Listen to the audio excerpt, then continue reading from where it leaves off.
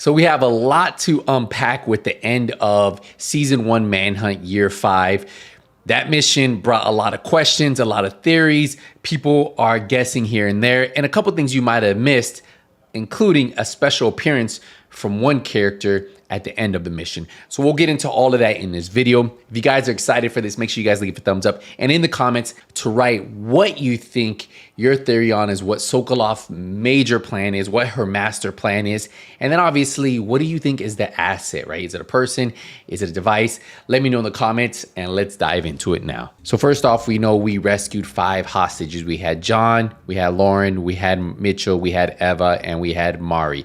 All of them have been rescued and all of them gave a little bit of detail in their debrief. But Mari's mission actually gave us a ton of different clues on what Sokolov's plan could really be. Now, there's a point in the mission where a civilian and the BTSU enemy named Panther go back and forth, and she says, we need to get you and the baby to safety. Don't worry, the Black Tusk will stop the division. The civilian says thank you, but at one point saying we should stay and fight the division.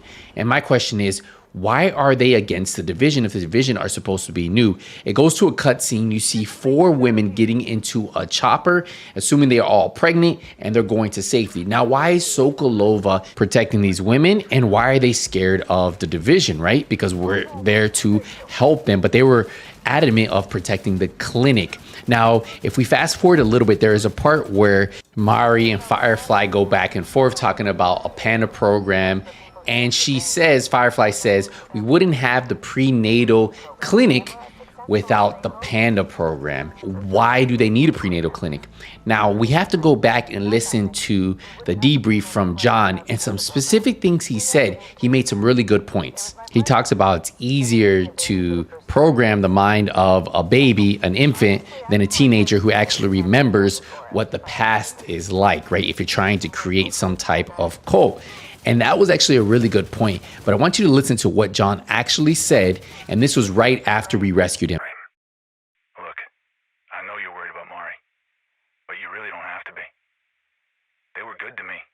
I'm sure Mari will be fine. She's worth more to them alive anyway. What do you mean? Your woman is brilliant. She's like a super genius when it comes to this whole sustainable fish stuff.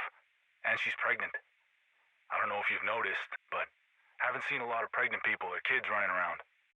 What are you saying?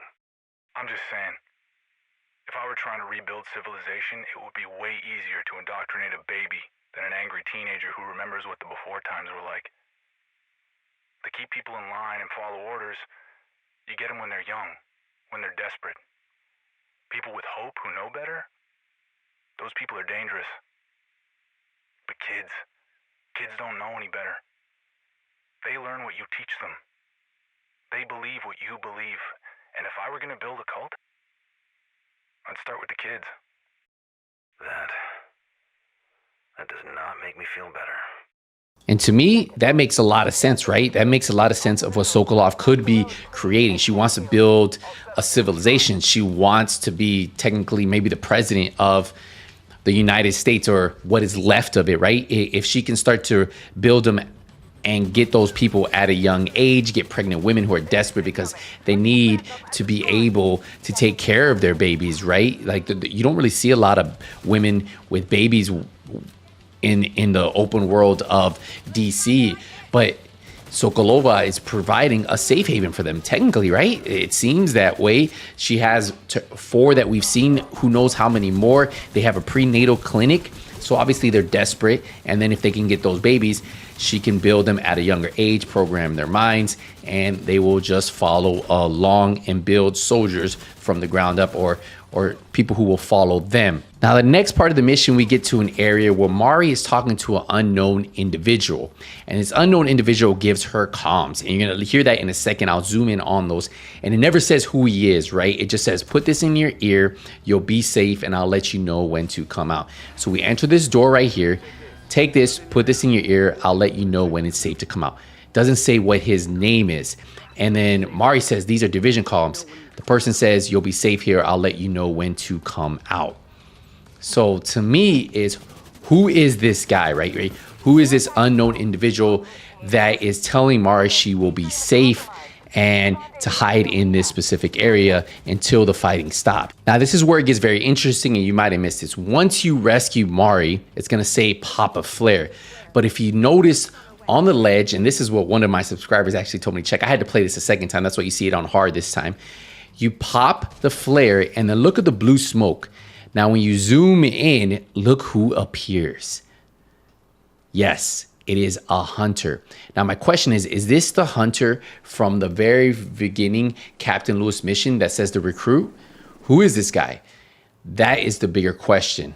Now, in this next part, this is the final cutscene we get to see. This was between Manny and Mari. And something I want you guys, that a lot of people have been commenting in my video, is what about the device that she gives back to Manning, which is the scan, right? The sonogram of her baby. But why did they give her her phone back? Now, if you remember at the very end of this whole area, they talk about an asset, and I'll show you that clip in a second. But this part is where Mari gives Manny the phone. Now, could this be the asset? Could this be something that once they put it on the network, they'll be able to hack everybody? That's the bigger question. Why would they allow her to have her phone? Now, this is the part I want you guys to really listen to. This is at the very end. You can see that there's a drone watching. I just wanted to let you know the asset is in place and awaits your orders. Excellent. So to me, the asset could be two things. Could be the cell phone, of course, but it says the asset awaits your orders. So that's what throws me off. Could it be a person that they rescue? John, Lauren, Mitchell, Eva, maybe even Mari. Is there somebody who is undercover and is somebody we have to worry about? Remember, Natalia was very, very nice to all of these people. At any point, any one of them could have turned on the division agents, just like those pregnant women. Now, another theory people have been telling me is that phone could control a lot of the network at the new castle. If you notice, a lot of the anti-defense mechanisms that they do have right at the base now, they have the BTSU symbol on them. Obviously, what I'm thinking is this is just stuff that we recovered after we've beaten multiple BTSU bosses, multiple BTSU forces, and we just recovered them.